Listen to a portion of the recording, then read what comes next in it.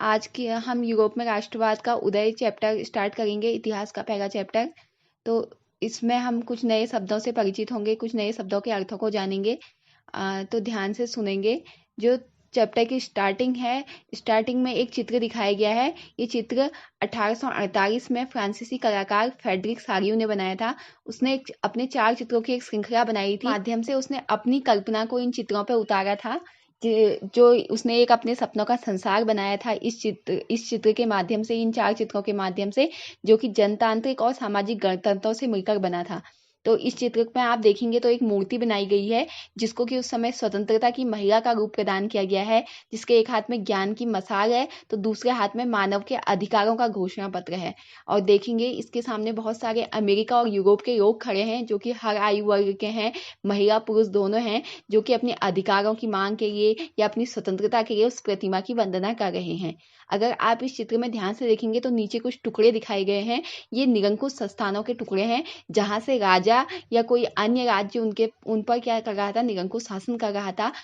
इन चित्रों को फ्रेडरिक सारियू का कल्पना दर्श या यूटोपिया भी कहा जाता है। ये वर्ड ध्यान रखेंगे, कई बार आता भी है। यूटोपिया कल्पना दर्श क्या है? सारियू की एक कल्पना है, एक ऐसे समाज की कल्पना करना जो कि इतना आदर्श है कि उसका साकार होना ही लगभग असंभव है। तो उसने इस जो कल्पना दर्श जो चित्र बनाया है, उसमें उसने दुनिया के सभी लोगों को एक साथ दिखाया है, जो कि दुनिया के सभी लोग जो अलग अलग हैं, उनकी अलग अलग पहचान उस समय राष्ट्र नहीं है, बस उनकी अलग पहचान वहाँ के कपड़े, वहाँ की राष्ट्रीय पोशाक होती है। और वो सभी लोग कहाँ खड़े हैं? स्वतंत्रता की देवी के आगे खड़े हैं और अपने लिए क्या मांग रहे हैं? स्वतंत्रता मांग रहे हैं। अगर आप इस चित्र में देखेंगे तो इसमें उसने यूरोप के विभिन्न देशों के लोगों को दिखाई दिया है। तो स्वर्ग से इन लोगों को क्या देख रहे हैं? ईसा मसीह, संत और फरिश्ते देख रहे हैं।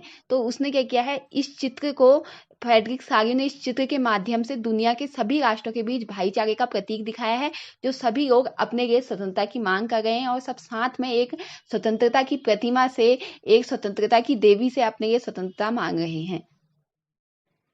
इस अध्याय में ये जो चित्र दिया गया है, ये काल्पनिक अभिव्यक्ति सारियू की है।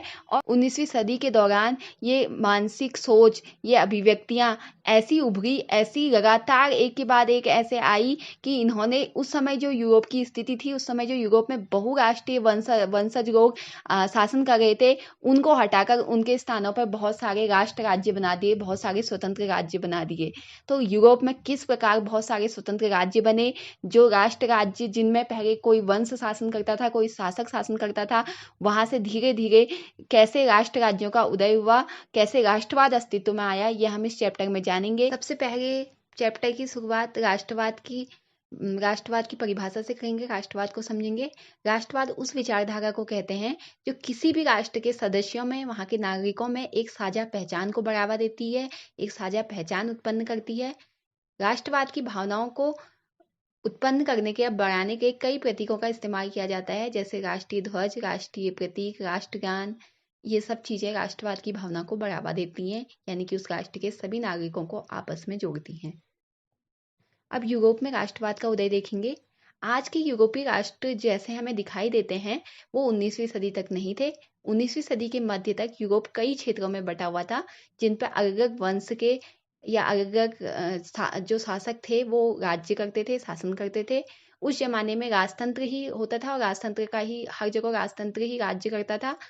लेकिन उस जमाने में कुछ ऐसे बदलाव आए, कुछ ऐसे तकनीकी बदलाव हुए, जिनके परिणाम स्वरूप समाज में कई परिवर्तन हुए और उन्हीं परिवर्तनों से लोगों में राष्ट्रवाद की भावना का जन्म हुआ, राष्ट्र राज्यों का जन्म हुआ, जिनके बारे में हम इस चैप्टर में पढ़ेंगे। राष्ट्रवाद की पहली स्पष्ट अभिव्यक्ति जो फ्रांसीसी क्रांति थी, वो 1789 के बाद हुई थी। 1789 तक फ्रांस एक ऐसा राज्य था जिसके संपूर्ण भूभाग पर, जिस पूरे फ्रांस पर केवल निरंकुश राजाओं का आधिपत्य था। ये कहानी आपने पढ़ी है, लुई 16वें का शासन पढ़ा है, बास्ती का किला पढ़ा है। तो ये कहानियों के बाद से हम स्टार्ट करेंगे, जब फ्रांसीसी क्रांति के बाद वह राजतंत्र के हाथ से निकलकर क्या बन गया, एक संवैधानिक राज्य बन गया। तो 1789 के बाद जब फ्रांसीसी क्रांति हुई, तो फ्रांसीसी क्रांति के बाद बहुत सारे राजनीतिक और संवैधानिक बदलाव हुए। राजतंत्र से सत्ता फ्रांसीसी नागरिकों के समूह के हाथों में चली गई और क्रांति ने अब घोषणा की, फ्रांसीसी क्रांति ने यह घोषणा की कि अब लोगों द्वारा ही उनके राष्ट्र का चयन होगा, उनके राष्ट्र का गठन होगा और उनके राष्ट्र के लिए नियम कानून बनेंगे। तो फ्रांसीसी क्रांति के होने के बाद फ्रांसीसी लोगों ने बहुत सारे कदम उठाए। अब जो फ्रांसीसी लोग थे उनकी एक सामूहिक पहचान बन गई थी। वो पितृभूमि और नागरिक जैसे विचारों को, जैसी बातों पर या जैसे जो शब्द थे ये अस्तित्व में आए। वो फ्रांस को अपनी पितृभूमि मानने लगे और स्वयं को वहाँ का नागरिक मानने लगे। इसके अलावा एक नया फ्रांसीसी तिरंगा झंडा तैयार किया गया, जिसने पहले राष्ट्रध्वज जो था उसकी जगह लगेगी। स्टेट जनरल के चुनाव में अब जो नागरिक थे, सक्रिय नागरिक, उनके द्वारा किए जाने लगा। नई स्तुतियां बनने लगी, जो शहीद थे उनका गुणगान किया जाना लगा। एक केंद्रीय प्रशासनिक व्यवस्था लागू की, जिसने उस जगह पर रहने वाले सभी नागरिकों के लिए समान कानून बनाए। आंतरिक आयात निर्यात शुल्क समाप्त कर दिया गया। भाग और नापने की जो भी प्रणालियां थी वो सब एक समान कर दी गई पूरे देश में, पूरे फ्रांस में। और जो क्षेत्रीय बोलियां थी उनको हतोत्साहित किया गया, कम किया गया और पेरिस और फ्रेंच जैसी बोलियां लिखी जाती थी और यही राष्ट्र की एक पूरी साझा भाषा यानी कि एक भाषा बन गई थी। इतना कुछ होने के बाद ये फ्रांस के क्रांतिकारियों ने अब यह भी निश्चय किया कि वो यूरोप के अन्य दो लोगों को भी, जो कि निरंकुश शासकों के अधीन है, उनको भी मुक्त कराएंगे, उनको भी आजादी दिलाएंगे और फ्रांस की तरह यूरोप के अन्य लोगों को भी राष्ट्रों में गठित होने में मदद करेंगे। जब फ्रांस की ये घटनाएं यूरोप के अन्य शहरों में पहुंची, तो वहां पर भी जो शिक्षित मध्यवर्गीय लोग थे या फिर वहां के जो छात्र थे, अन्य सदस्य थे, वो लोग जैकोबिन क्लबों की स्थापना करने लगे और उनकी सहायता के लिए अलग अलग जगह फ्रेंच की सेनाएं जाने लगी। 1790 के दशक में, 1790 के दशक में हॉलैंड, बेल्जियम, स्विट्जरलैंड और इटली के बड़े इलाकों में फ्रेंच की सेनाएं घुसी। उन्होंने राष्ट्रवाद के विचार को लेकर विदेशों में अपनी उनके साथ वो खड़े होने लग गई। फ्रांस का उस समय जो शासक बन गया था वो बन गया था नेपोलियन। तो नेपोलियन जो है वो वैसे तो इसी का टॉपिक है, लेकिन अपने आप में एक महत्वपूर्ण टॉपिक है। इसके अंदर भी हम बहुत सारे महत्वपूर्ण बिंदुओं को पढ़ेंगे, बहुत सारे महत्वपूर्ण प्रश्नों को जानेंगे। तो इसके बाद हम नेपोलियन के बारे में पढ़ते हैं। 1815 के बीच फ्रांस का जो राजा था वो था नेपोलियन। नेपोलियन ने फ्रांस में प्रजातंत्र को तहस नहस कर दिया था और फिर वहां से राजतंत्र की स्थापना शुरू कर दी। लेकिन नेपोलियन ने कुछ ऐसे कदम भी उठाए जिसके लिए उसे हमेशा याद किया जाता है। नेपोलियन ने प्रशासन के क्षेत्र में कई क्रांतिकारी बदलाव किए और प्रशासन व्यवस्था को बेहतर और कुशल बनाया। नेपोलियन ने 1804 में एक सिविल कोड लागू किया, जिसे नागरिक संहिता, नेपोलियन नागरिक संहिता भी कहा जाता है। इसे नेपोलियन कोड भी कहा जाता है। इस कोड ने जन्म के आधार पर मिलने वाली हर सुविधा को समाप्त कर दिया, यानी कि जन्म के आधार पर अब किसी को विशेष सुविधा नहीं मिलेगी और हर नागरिक को समानता, समान हैसियत प्रदान कर दी और संपत्ति के अधिकार को भी हटा दिया, जो कि पहले जन्म के आधार पर मिलता था। नेपोलियन ने फ्रांस की तरह अपने नियंत्रण वाले हर इलाके में जिस जिस जगह पर फ्रांस की सेना उन देशों को या उन राष्ट्रों को तानाशाह से मुक्त कराने गई थी, उन सभी इलाकों में प्रशासनिक सुधार किए। उसने सामंती व्यवस्था को खत्म किया। किसानों को दास्ता और जागीर की अदा से मुक्त होने वाले जो शुल्क दिए जाते थे, शुल्क देते थे, किसान जो दास्ता का शुल्क देते थे, उन शुल्कों से मुक्त कर दिया। उसने शहरों में प्रचलित शिल्प मंडलियों द्वारा लगाई गई पाबंदियों को भी समाप्त कर दिया और यातायात और संचार साधनों में भी बहुत सारे सुधार किए। इनके इन कार्यों ने किसानों, कारीगरों, मजदूरों और नए उद्योगपतियों को नई नई आजादी दिलाई।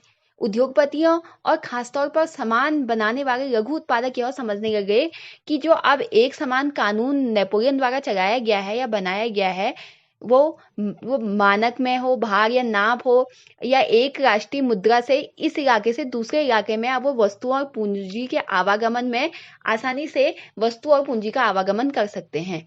में नेपोलियन द्वारा कार्य किए जा रहे थे, चाहे हॉलैंड में हो, चाहे स्विट्जरलैंड में हो, इसके अलावा जो भी शहर थे, अन्य शहर जहां फ्रांसीसी सेनाएं थी, वहां जो जो कार्य किए जा रहे थे, पहले पहले तो वो उन्हें स्वतंत्रता लग रही थी कि फ्रांसीसी सेनाओं द्वारा उन्हें स्वतंत्रता प्राप्त हो गई है।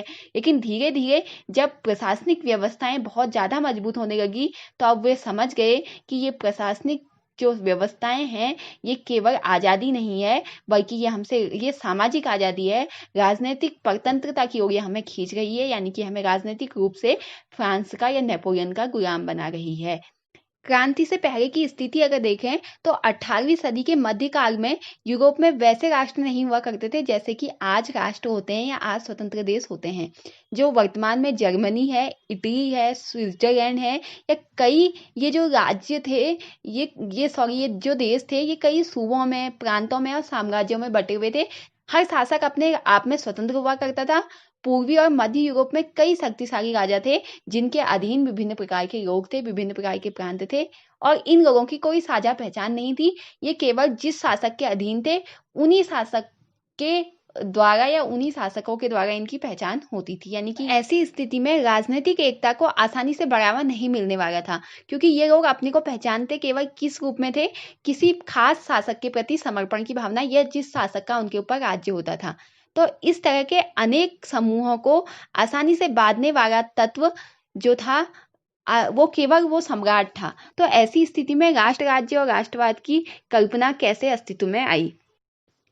राष्ट्रों के उदय के कारण और प्रक्रिया को स्टार्टिंग करने से पहले या जाने से पहले हम अभिजात वर्ग के बारे में पढ़ते हैं। अभिजात वर्ग के बारे में तुमने पढ़ा है क्लास 9th में भी। अभिजात वर्ग क्या होता है? कुलीन वर्ग होता है जो सामाजिक या राजनीतिक तौर पर ज्यादा प्रभावशाली होता है, शिक्षित होता है, या जिसके पास जमीन होती है या थोड़ा आर्थिक रूप से जो संपन्न होता है। और यूरोपीय महाद्वीप में भी जमीन से संपन्न कुलीन वर्ग हमेशा से ही सामाजिक और राजनीतिक तौर पर प्रभावशाली हुआ करता था, क्योंकि कुलीन वर्ग के लोगों की जीवन शैली एक जैसी होती है। उनका इस बात से कोई लेना देना नहीं होता कि वो किस क्षेत्र में रहते हैं, क्योंकि अगर हम देखेंगे कि एक व्यक्ति जिसकी जीवन शैली अच्छी है या जो आर्थिक रूप से संपन्न है, तो वो दूसरे किसी अन्य व्यक्ति को भी, क्योंकि जिसकी जीवन शैली उसी व्यक्ति की तरह होगी, उसको पहचानता होगा। तो इसी जीवन शैली के कारण वे एक सूत्र में बंधे रहते हैं। उनकी जागीरें ग्रामीण क्षेत्रों में होती थी और उनके आलीशान बंगले शहरी इलाकों में होते थे। आपस में संबंध बनाए रखने के लिए भी उनके परिवारों के बीच शादियां होते रहती थी। वे फ्रेंच भाषा बोलते थे ताकि अपनी एक खास पहचान बनाए रखें और अपने कूटनीतिक संबंध जारी रखें। सत्ता में संपन्न यह अभिजात वर्ग संख्या वर्ग में छोटा था, भले ही इनकी संख्या बहुत कम थी, क्योंकि जनसंख्या उस समय जो अधिकांश लोग थे वो क्या थे? सामान्य लोग ही थे, जो कि किसान थे या खेती करते थे। किनके नीचे खेती करते थे? इन्हीं अभिजात वर्ग के नीचे। पश्चिमी यूरोप में ज्यादातर जमीन पर काश्तकार और छोटे किसान ही खेती करते थे। पूर्वी और जो केंद्रीय यूरोप था वहां बड़ी बड़ी जागीरें हुआ करती थी जहां पर कि दासों से काम कराया जाता था। परंतु जैसे जैसे पश्चिमी और केंद्रीय यूरोप के कुछ भागों में उद्योग धंधे में वृद्धि होने लगी या उद्योग धंधों का निर्माण शुरू हो गया, वैसे वैसे शहरों का विकास हुआ और उन शहरों में एक नया व्यावसायिक वर्ग उदय हो गया। ये व्यावसायिक वर्ग कौन सा था? व्यापारियों का वर्ग। इस नए वर्ग का जन्म बाजार के लिए उत्पादन की मंशा से हुआ था, क्योंकि ये कैसे आता था? व्यापारी वर्ग बाजार में ही चीजों का आयात निर्यात करने के लिए। इस परिघटना से समाज में एक नए समूह और वर्ग को जन्म मिला। इस नए सामाजिक वर्ग में एक वर्ग मजदूरों का था तो दूसरा मध्यम वर्ग था। और ये मध्यम वर्ग कौन सा था? वही व्यापारियों का समूह, जो कि उद्योग धंधों के आने से व्यापार करने के लिए अस्तित्व में आया और धीरे धीरे क्या हो गया? एक मध्य वर्ग बन गया। उस मध्य वर्ग के मुख्य लोग जो थे वो थे उद्योगपति, व्यापारी और व्यवसायी। इसी मध्यम वर्ग ने राष्ट्रीय एकता की भावना को एक रूप प्रदान किया और इसी मध्य वर्ग ने राष्ट्रवाद की भावना को या राष्ट्रों के उदय का जो कारण बना वो भी यही मध्य वर्ग बना। इसी नए मध्य वर्ग से आती है उदारवादी राष्ट्रवाद की भावना। ठीक है, अब देखते हैं कि उदारवादी राष्ट्रवाद की भावना क्या थी या उदारवाद क्या था। जो नया मध्यवर्ग था, इसके लिए उदारवाद का मतलब था व्यक्ति के लिए आजादी और कानून के समक्ष सबकी बराबरी। यानी ऐसा कानून बनाया जाए जो सबके लिए बराबर हो और सभी को क्या मिले? समान स्वतंत्रता मिले, समान अधिकार मिले, सभी को समान दृष्टि से देखा जाए। रूप से उदारवाद एक ऐसी सरकार पर जोर देता था, एक ऐसी सरकार चाहता था जो सभी व्यक्तियों की सहमति पर बनी हो। अगर फ्रांसीसी क्रांति उससे पहले भी थी, तो फ्रांसीसी क्रांति के बाद उदारवाद जो था वो निरंकुश शासक और पादरी वर्ग के विशेषाधिकारों की समाप्ति चाहता था। संविधान और संसदीय प्रतिनिधि सरकार के पक्षधर में था कि संविधान बनाया जाए, सभी लोगों के लिए समान बनाया जाए और संसद बने और ऐसा संसद बने जिसमें कि सभी लोगों को प्रतिनिधि माना जाए, चाहे वो किसी भी वर्ग का हो। 19वीं सदी में जो उदारवादी थे वो निजी संपत्ति के स्वामित्व की अनिवार्यता पर भी बल देते थे, यानी कि सभी के पास अपनी निजी संपत्ति होनी चाहिए। था, मतलब सभी के पास अपनी निजी संपत्ति होनी चाहिए। अधिकार की बात करें तो अगर हम फ्रांसीसी क्रांति पर देखेंगे तो फ्रांसीसी क्रांति से पहले फ्रांस की स्थिति को देखेंगे तो फ्रांस के सभी लोगों को मताधिकार प्राप्त नहीं था। फ्रांस के लोगों को भी मताधिकार के लिए एक लंबा संघर्ष करना पड़ा। वहां पर केवल उन्हीं पुरुषों को जिनके पास संपत्ति है उन्हीं को केवल मत देने का अधिकार था। उसके बाद जब जैकोबियन क्लबों ने अपने अपनी अपनी मांगे रखी या संघर्ष किया तो उसके बाद हर वयस्क पुरुष को मताधिकार मिलना प्रारंभ हुआ, चाहे कि उसके पास संपत्ति हो या ना हो। लेकिन नेपोलियन कोड आने से फिर से पुरानी व्यवस्था दोबारा आने लगी, जिसमें महिलाओं को नाबालिग जैसा दर्जा दे दिया गया। इसलिए महिलाएं अपने पिता या पति के नियंत्रण में ही रहती थी। पूरी 19वीं सदी और 20वीं सदी के शुरू तक महिलाओं और संपत्ति विहीन पुरुषों को मताधिकार के लिए संघर्ष दोबारा से करना पड़ा। जब हम नेपोलियन कोड की बात कर रहे हैं दोबारा से, तो नेपोलियन कोड की एक खास बात, एक विशेषता को और जानते हैं। वो खास बात थी आर्थिक उदारीकरण। आर्थिक उदारीकरण का मतलब तो आप समझते हैं, जैसे आजादी। आर्थिक उदारीकरण का मतलब है आर्थिक क्रियाकलापों में या आर्थिक क्षेत्र में आजादी, यानी कि आर्थिक क्षेत्र में जो उदारवाद है वो बाजारों की मुक्ति और चीजों तथा पूंजी के आवागमन पर राज्य द्वारा लगाए गए नियंत्रणों को खत्म करने के पक्ष में था। यानी कि वो चाहता था कि जब वस्तुओं का आयात निर्यात किया जाए या आर्थिक क्रियाकलाप किए जाए तो उस समय जो बाजार नियंत्रित किए गए हैं या बाजारों पर जो नियंत्रण रखा गया है उन सबको समाप्त कर दिया जाए। 19वीं सदी के शुरुआत में जो अभी जर्मनी है वो उस समय 39 छोटे छोटे प्रांतों को मिलाकर बनाया गया था और इन 39 राज्यों की अपनी अलग से मुद्रा थी और नापने तोलने की जो मतलब सिस्टम था वो भी इनका अपना था।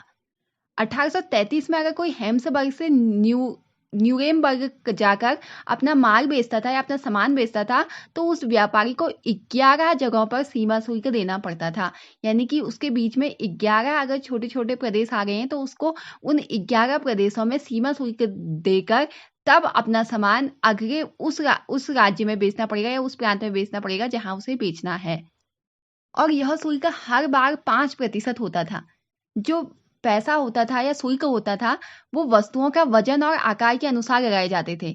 और क्योंकि हर क्षेत्र की अपनी मापने की जो प्रणाली थी या अपनी सिस्टम थी, मापने की व्यवस्था थी, वो अलग अलग थी, तो उसके अकॉर्डिंग वो जो वस्तु थी उसका जो लंबाई चौड़ाई थी या उसका वजन था वो भी बदलता रहता था। मध्य वर्ग आया था, वह इन चीजों को आर्थिक क्षेत्र में बाधक मानता था कि यह व्यापार करने में एक क्या है, बाधा है। इसलिए वो एक ऐसा व्यापार चाहता था जहां वस्तुएं, लोग तथा पूंजी का आवागमन बाधा रहित हो। इसके लिए 1834 में प्रसाद ने पहल की और एक शुल्क संघ का निर्माण किया गया जिसका नाम था जॉर्ग वेगाइन। इसको याद रखेंगे, 1834 में जॉर्ग वेगाइन को स्थापित किया गया जिसके अंतर्गत अधिक से अधिकांश जर्मन राज्य शामिल हो गए और इस संघ ने शुल्क के अवरोधों को समाप्त कर दिया और मुद्राओं की संख्या भी 2 कर दी। यह वही टाइम था जब ट्रेन की पटरियां बिछ रही थी, जो तुमने क्लास 9th में पढ़ा होगा। तो ये तो था उदारवादी राष्ट्रवाद कि वह राजनीतिक क्षेत्र में क्या चाहता था, आर्थिक क्षेत्र में क्या चाहता था और सामाजिक क्षेत्र में क्या चाहता था। अब वापस नेपोलियन की ओर बढ़ते हैं। सन 1815 में ब्रिटेन, रूस, प्रशिया और ऑस्ट्रिया ने मिलकर नेपोलियन को हरा दिया और नेपोलियन की हार के बाद जो यूरोप की सरकारें थी वो रूढ़िवाद की ओर वापस लौटना चाहती थी। रूढ़िवाद आपने क्लास 9th में भी पढ़ा होगा कि जो रूढ़िवादी थे वो पुरानी परंपराओं को मानते थे कि जो समाज और देश में जो परंपरागत संस्थाएं हैं, जो पुरानी संस्थाएं हैं, वो एज इट इज बनी रहे। जैसे राजतंत्र, चर्च या समाज में जो भी वर्ग बटे हुए हैं, संपत्ति या परिवार जिस प्रकार से बने हुए हैं, जिस प्रकार से चले आ रहे हैं उसी प्रकार से बने रहे। लेकिन उनमें से अधिकांश लोग इस पक्ष में भी थे कि प्रशासन के क्षेत्र में नेपोलियन ने जो सुधार किए हैं उनको वैसे ही रखना चाहिए, क्योंकि उसने जो सुधार किए हैं उनसे इन परंपरागत संस्थाओं को और मजबूती मिलेगी। और उन्होंने ये भी माना कि यूरोप में राजतंत्र को मजबूत बनाने के लिए एक कुशल प्रशासन की, एक गतिशील अर्थव्यवस्था की और सामंतवाद और दासता का अंत भी जरूरी है। 1815 में नेपोलियन को हराने के बाद जो ब्रिटेन, रूस, प्रशिया और ऑस्ट्रिया थे उन्होंने एक संधि की। यहाँ से वियना संधि आएगी जो कि महत्वपूर्ण टॉपिक है। इस संधि की अध्यक्षता जिसने की वो था ऑस्ट्रिया का चांसलर ड्यूक मेटरनिक। इसको याद रखेंगे कि इस वियना संधि की जिसने मेहमान नवाजी किया, जिसने अध्यक्षता की, वो था ऑस्ट्रिया का चांसलर ड्यूक मेटरनिक। और इन्हीं 4 देशों ने मिलकर, इन्हीं 4 यूरोपियन शक्तियों ने मिलकर किसको हराया था? नेपोलियन को फ्रांस में हराया था। तो अब इस संधि को करने का मुख्य लक्ष्य क्या था कि नेपोलियन ने जो भी अपने शासनकाल में जो भी बदलाव किए हैं, जो भी उनका अब आगे क्या करना है, उसके संबंध में जो कार्य के संदर्भ में जो मीटिंग रखी गई, जो संधि रखी गई, उसको कहते हैं वियना संधि। वियना संधि के प्रमुख काम क्या-क्या थे या इसने क्या-क्या कार्य किए? पहला कार्य, ध्यान से सुनेंगे, फ्रांसीसी क्रांति के दौरान जिस ब्रूबो वंश को सत्ता से हटा दिया गया था, उसे फिर से सत्ता दे दी गई। दूसरा कार्य, फ्रांस के साम्राज्य के विस्तार को रोकने के उद्देश्य से फ्रांस की सीमा पर कई राज्य बनाए गए और नेपोलियन ने 39 राज्यों का जो जर्मन संगठन बनाया था, जो हमने अभी पढ़ा था आर्थिक क्षेत्र में, उसका मैं कोई बदलाव नहीं किया, उसको जर्मन संगठन वैसे का वैसे ही 39 के 39 राज्य उसी में वैसे ही रहने दिए। तीसरा पॉइंट, पूरब में जो रूस था उसको पोलैंड के कुछ भाग दे दिए गए और प्रसिया को सैक्सोनी का एक भाग दे दिया गया। इसके अलावा 1815 में आने वाली रूढ़िवादी शासन व्यवस्थाएं तानाशाही प्रवृत्ति की थी। वो किसी प्रकार की आलोचनाएं और विरोध को बर्दाश्त नहीं करती थी। उनमें से कई सरकार जो थे, कई जगह जो सरकारें आई, उन्होंने क्या कर दिया? कड़े सेंसर लगा दिए। इस संधि का मुख्य उद्देश्य नेपोलियन द्वारा जो भी राजतंत्र बर्खास्त कर दिए गए थे, हटा दिए गए थे, उन राजतंत्रों को दोबारा से बहाल करना था। साथ ही यूरोप में एक नई रूढ़िवादी व्यवस्था को कायम करने का लक्ष्य भी इस संधि ने रखा था। अब 1815 में जो भी रूढ़िवादी शासन व्यवस्थाएं स्थापित हुई, वे सब की सब निरंकुश थी। वे आलोचना, असहमति बर्दाश्त बिल्कुल नहीं कर सकती थी। वो जितने भी शासन लोग चलाते थे, वो नहीं चाहते थे कि उन निरंकुश सरकारों पर नागरिक कोई भी सवाल उठाएं। इसलिए इन सरकारों ने 1815 के बाद जिन राज्यों में जो भी शासन व्यवस्थाएं चली, उन्होंने सेंसरशिप के नियम बनाए। इन्होंने फ्रांसीसी क्रांति से जुड़े जो भी स्वतंत्रता या मुक्ति के विचार जिन भी चीजों में झलकते थे, उन सब पर नियंत्रण लगा दिया। लेकिन और इसका जो मुख्य उद्देश्य, अब इसके बाद जो उदारवादी थे, उनका मुख्य उद्देश्य यही था कि क्या चाहिए, उन्हें प्रेस की आज़ादी चाहिए ताकि वो अपने विचारों को दोबारा से